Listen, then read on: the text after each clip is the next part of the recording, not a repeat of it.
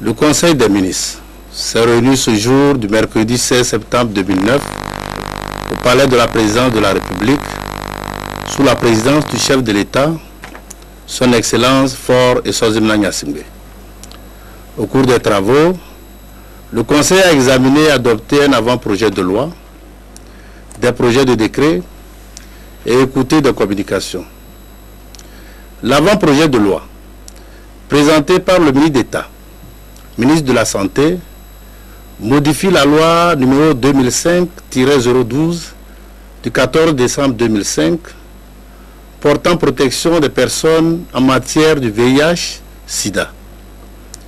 Les modifications améliorent le cadre juridique régissant les actions et comportements face à l'épidémie en prenant en compte notamment l'approche genre, l'éducation thérapeutique et les directives internationales dans la mise en œuvre des programmes d'information, d'éducation et de communication en matière de VIH. Le premier projet de décret, présenté par le secrétaire d'État auprès du ministre de la Coopération, du Développement et de l'Aménagement du territoire, est relatif à une politique nationale d'aménagement du territoire. Cette politique vise à assurer la maîtrise spatiale d'un développement économique, social et culturel durable. Elle constitue un guide sur la stratégie d'élaboration et de mise en œuvre du schéma national et des schémas régionaux et locaux du territoire. La politique nationale d'aménagement du territoire permettra de relancer des études d'aménagement du territoire pour promouvoir une gestion globale et rationnelle de l'espace et un développement harmonieux et équilibré. Un second projet de décret, présenté par le ministre de la Fonction publique et de la Réforme administrative, modifie et complète l'article 2 du décret numéro 71-173 du 16 septembre 1971 relatif aux agents contractuels et décisionnaires. La modification donne une base juridique au recrutement des citoyens togolais, expatriés ou résidents, disposant de compétences utiles pour le renforcement des capacités et le développement des compétences de l'administration. Un troisième projet de décret, présenté par le ministre de la Sécurité et de la Protection civile, porte approbation du plan d'action national intégré de lutte contre la drogue et le crime au Togo. Ces dernières années, le Togo, à l'instar de la plupart des pays de la sous-région, est confronté au phénomène de trafic, de transit de drogue dure, de la culture du cannabis, ainsi que de la consommation de substances interdites qui occasionnent de graves problèmes de sécurité et de santé publique. Pour faire face aux menaces réelles que sont la drogue et le crime organisé, il est nécessaire de mettre en place un nouveau cadre stratégique de lutte avec des actions qui renforcent et améliorent les mécanismes et la coordination nationale des capacités opérationnelles des structures de contrôle.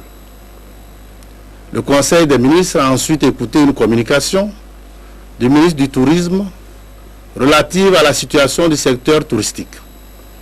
Le Togo dispose d'atouts majeurs dans ce secteur qui connaît malheureusement des contraintes qu'il faut lever pour le relancer. Il faut rappeler qu'au cours des années 80, le secteur du tourisme a été un levier de croissance forte et un véritable catalyseur de l'économie nationale avec plus de 15 milliards de francs CFA de recettes touristiques en 1989 et plus de 6 000 emplois directs.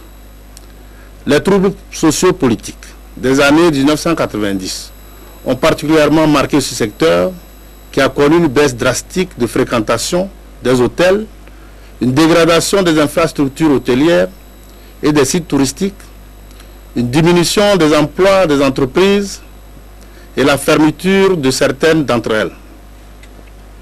Grâce à la politique d'apaisement et de réconciliation du chef de l'État, le Togo est redevenu fréquentable par les touristes. Pour permettre au secteur touristique d'émerger, aussi bien sur le plan national qu'international, devenu très concurrentiel, il s'avère nécessaire de procéder à des aménagements des sites touristiques et des établissements hôteliers. Une autre communication présentée par le ministre d'État, ministre de la Santé, est relative à la situation et à la gestion de la grippe A H1N1 qui a été identifiée au Mexique en avril 2009. Aujourd'hui, l'intensification des échanges, la facilité et la rapidité des déplacements d'un pays à un autre et d'un continent à un autre laissent présager des effets sanitaires, sociaux et économiques graves en cas de pandémie d'une maladie facilement transmissible comme la grippe.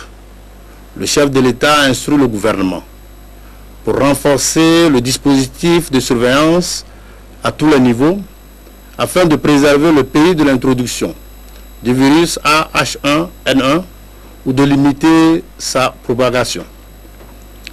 Le ministre d'État, ministre de l'administration territoriale, de la décentralisation et des collectivités locales, a rendu compte au Conseil des ministres des difficultés qu'ont eues les membres de la CENI pour élire le nouveau président de cette institution.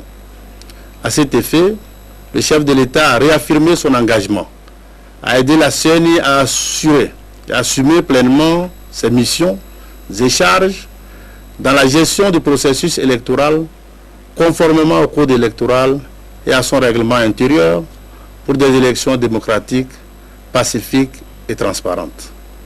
Le ministre des Enseignements primaires, secondaires et de l'alphabétisation a également rendu compte au Conseil des ministres des dispositions prises pour la rentrée scolaire effective 2009-2010 qui aura lieu le 21 septembre 2009. Le ministre de la Communication et de la Culture a aussi rendu compte au Conseil des ministres du bon déroulement du concert organisé le 11 septembre 2009 en vue de soutenir les victimes des inondations. Le Conseil des ministres a enfin pris des décrets de nomination au titre des ministères de la Santé, de l'administration territoriale, de la défense et des anciens combattants, des travaux publics et des affaires étrangères. Fait à Lomé le 16 septembre 2009, le Conseil des ministres.